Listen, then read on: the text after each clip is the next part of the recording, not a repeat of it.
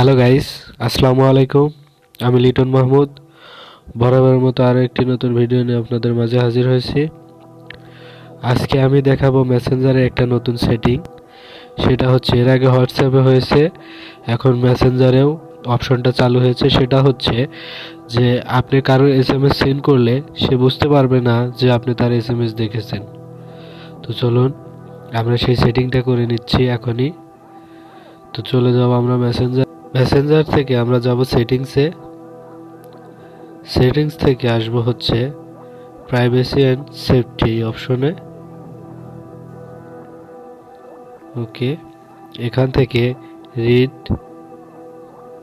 আমরা যাব এই অপশনে,